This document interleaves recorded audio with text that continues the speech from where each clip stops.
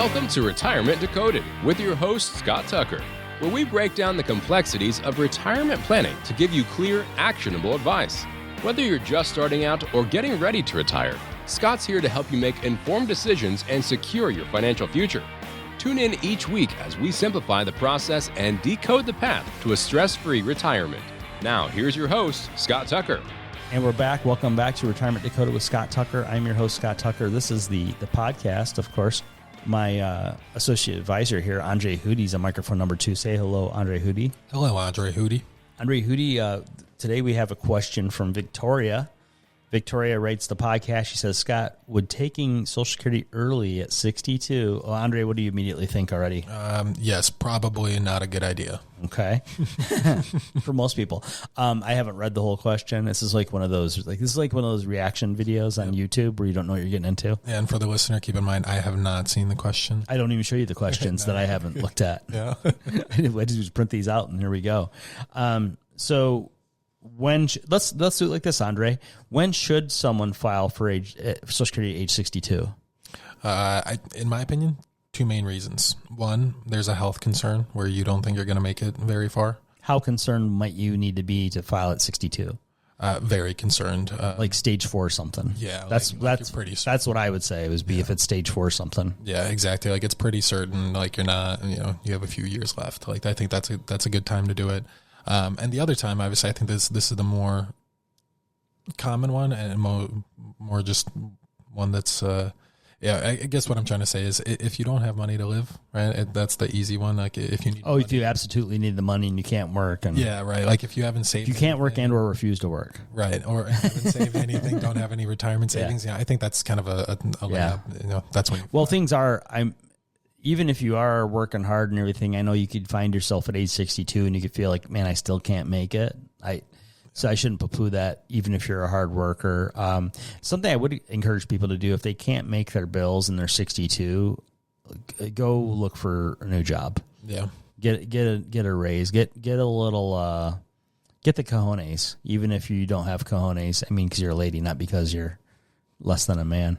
But really, if you can't even pay your bills to live, it's time to tell your employer. It's time to look for another job. It's time to do a few things.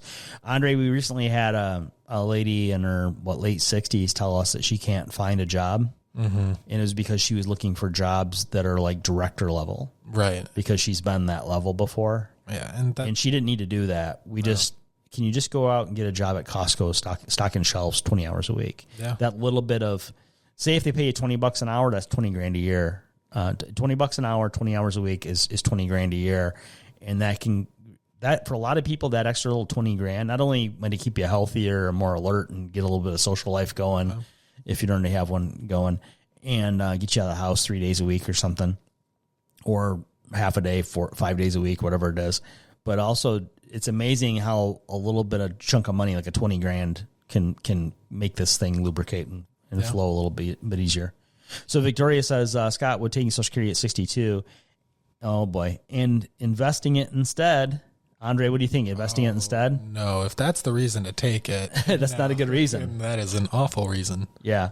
So something a lot of folks don't know though, Andre, is at 62, if you take your Social Security at 62, I'm going to make it really simple. Let's say at 62, you might get about half the money you would get at age 70. Right. And then once you file and you lock that in, then all you get is that crappy little part. You get a portion of inflation because they don't give you once you're on Social Security, they don't give you true cost of living allowances that include all of inflation. It's inflation minus food and energy. And so as long as you're okay being retired with no food and energy, then that's a great plan. So taking Social Security age 62 and investing it, would that be possibly about the same as waiting to take Social Security later? No. And Andre, why wouldn't it be? Because of there's those delayed retirement credits. Right. Well, with the stock market, obviously, if you're going to put it in the stock market, there's always a risk that it's going to go down. And if it goes down in year one, right, let's just, for easy math, it goes down 10% this year. You have to make 20% next year just to get back to where you started, right? And there's never any guarantee that or even, let's say we put it in and then we put the money from the Social Security from filing too early and locking in a low benefit, which we can talk more about that. But you lock in a low benefit with Social Security. And another thing, too, what if still most of your money's in tax-deferred accounts like IRA, 401k, and those? You could also be paying federal income tax on 85% of your Social Security. You haven't factored in taxes. You're trying to outrun the deal where at age 62 you might get about half the amount of money you would get at age 70. And then say you put it in the stock market. Let's say, Andre, like a 2008 type of scenario. Let's say the stock market fell 50%. How much do I need to make in year 2 in the stock market to get to break even? You need 100% in the stock market. 100% return. Right, exactly. Yeah. So I put my money in the stock market. The market goes down 50%. The second year, I need the market to go up 100% just to break even. And I've wasted 2 years. Yeah. Well, congratulations, Victoria. Waste 2 years like that. Don't do that. Please don't do that. Nothing to show for it. I just wondered if that's a way to quote unquote hack the guess of a break even point. Thank you. You know what, this kind of advice, there's a company that has an office on every corner, and they have these stockbroker guys in these offices in every corner. Andre, Natalie, and I live in Mount Prospect, Illinois, a northwest Chicago suburb. And downtown, there's the Metra, the commuter rail thing that goes in the city. And where the train stops there, all 4 corners from the intersection where the train stops, there's a company that has an office on every corner. And we've heard from clients of this outfit that they've been told by this company's stockbrokers that you could turn on your Social Security early and then give us the money and then we'll invest it for you. That's not good. No, that is not a good plan. That's the advisors from that company are not supposed to be giving Social Security advice. They're actually, the company doesn't allow them to do that. But this is something that I've heard that they're telling their clients is file for your Social Security early, give us the money, we'll invest it for you. There's no consideration about locking in a low Social Security benefit. Mm-hmm. There's no consideration for taxes, and that's a big one. Yeah, taxes on your Social Security, and then there's no guarantee. Andre, there's no guarantee of stock market returns. No, there's not. There can even be a guarantee that you can't sleep at night. Yeah, there's a guarantee of volatility. I guarantee you can't sleep at night. So, and then she mentions, Victoria mentioned something about a break-even point. There's a lot of that kind of talk, Andre. Well, I'm 62. What if I file now? Let's take out all that other investing and tax stuff. Well, let's say, I'm age 62. What if I file for Social Security now? How long do I have to live to break even? It's a bit murkier than that, Victoria. You haven't told us if you have a spouse or not and a whole bunch of other things. But a general rule of thumb is if you're going to live to your early 80s, if you're going to live to your early 80s, filing at 62 would be a really bad idea. If you're going to live to your early 80s, in fact, age 70 might be the best number for you. And it's not that simple. So get on our phone calendar at tuckerretirement.com. We'll run specific numbers for you. Something everybody could do, Andre, what you could do right now, they used to mail, Social Security used to mail that letter out. It would say, here's what you're going to get these different ages whenever you file. They don't mail those letters out anymore, at least not for most people. So what you want to do is go to SSA.gov. At SSA.gov, you can create a profile under My Social Security. So SSA.gov, create a profile under My Social Security, and you log in there, and you should download that letter they used to mail to you, and you can see how much money you would get at different ages. Now, the new letters are better than the old letters, Andre, but they have that graph, that bar graph. Yep. People get confused with that. They don't read the fine print. They say, so I'll get $2,000 at age 62, and then it's going to go up 6 2/3% per year to full retirement age, and then it's going to go up 8% a year to age 70, and they think that's what's going to happen. Right. No, that's where you start. Yep. Based on what we know today about your earnings, and they're assuming no inflation in that letter, but they're going off your past earnings. They're taking the 35 highest earning years, inflation adjusted, yada yada. But people think, okay, I'll file at 62, I'll get $2,000, and by the time I'm 70, I'll be getting $4,000. No, they're saying, and that's just a out of my hip pocket example. No, they're saying you file it. What it really means, you file at 62, maybe you get your $2,000, and then you get about maybe 3% a year cost of living allowance, or 0. Mm-hmm. It's not always 3%. Or you wait till age 70 and maybe you get $4,000 a month, and then you get a cost of living allowance. But those ages 62 to 70 on that letter from SSA.gov, that shows you the value of waiting. So if you file at 62, and then you see what it says at 63.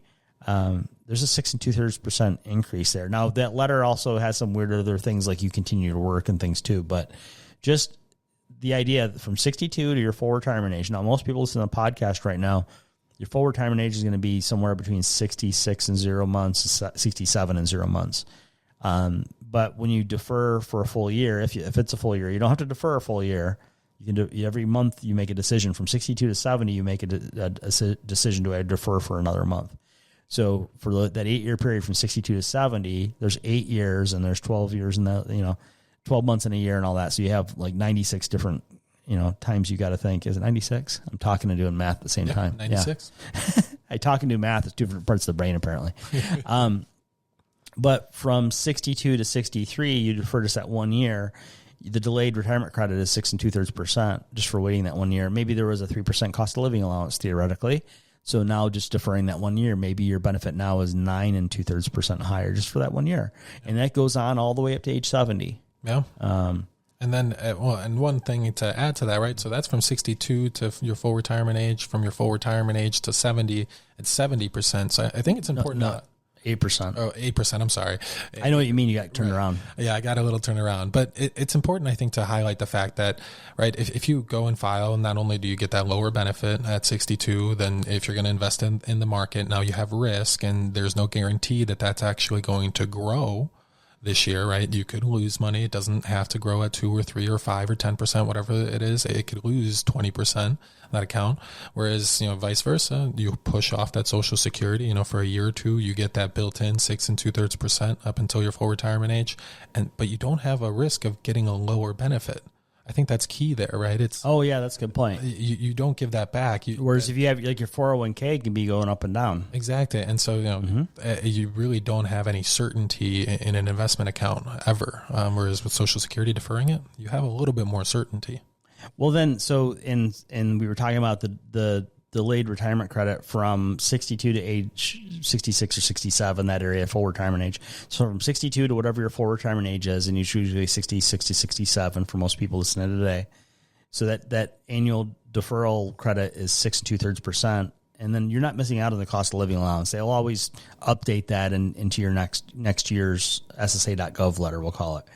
From full retirement age, either 66 or 67, thereabouts, from whatever like my full retirement age is 67 and 0 months.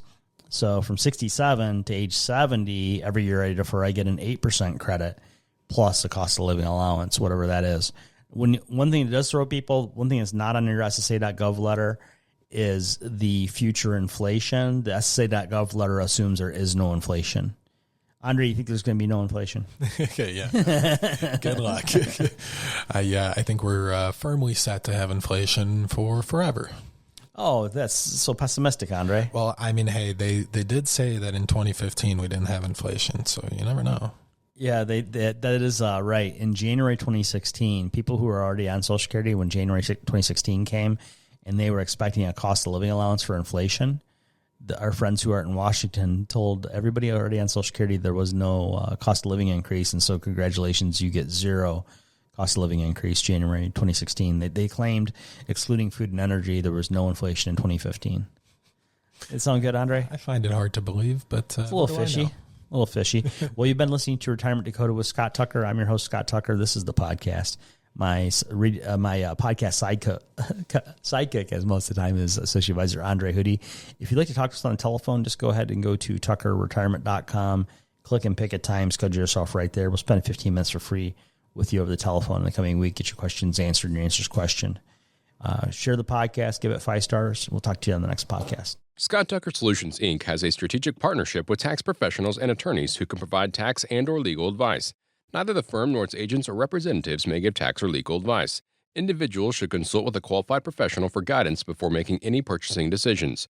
A Roth conversion is a taxable event and may have several tax-related consequences. Be sure to consult with a qualified tax advisor before making any decisions regarding your IRA. The views and opinions herein are those of Scott Tucker Solutions, Inc. and do not necessarily reflect the views and opinions of AE Wealth Management, LLC. Investment advisory services made available through AE Wealth Management, LLC. AEWM and Scott Tucker Solutions, Inc. are not affiliated companies. Insurance products are offered through the insurance business Scott Tucker Solutions, Inc. Scott Tucker Solutions, Inc. is an investment advisory practice that offers products and services through AE Wealth Management, LLC, a registered investment advisor. AEWM does not offer insurance products. The insurance products offered by Scott Tucker Solutions, Inc. are not subject to investment advisor requirements. Investing involves risk, including the potential loss of principal. Any references to protection, safety, or lifetime income generally refer to fixed insurance products, never securities or investments. Insurance guarantees are backed by the financial strength and claims-paying ability of the issuing carrier. This podcast is intended for informational purposes only. It is not intended to be used as the sole basis for financial decisions, nor should it be construed as advice designed to meet the particular needs of an individual's situation. Scott Tucker Solutions, Inc. is not permitted to offer, and no statement made during this podcast shall constitute tax or legal advice. Our firm is not affiliated with or endorsed by the U.S. government or any governmental agency. The information and opinions contained herein provided by third parties have been obtained from sources believed to be reliable, but accuracy and completeness cannot be guaranteed by Scott Tucker Solutions, Inc.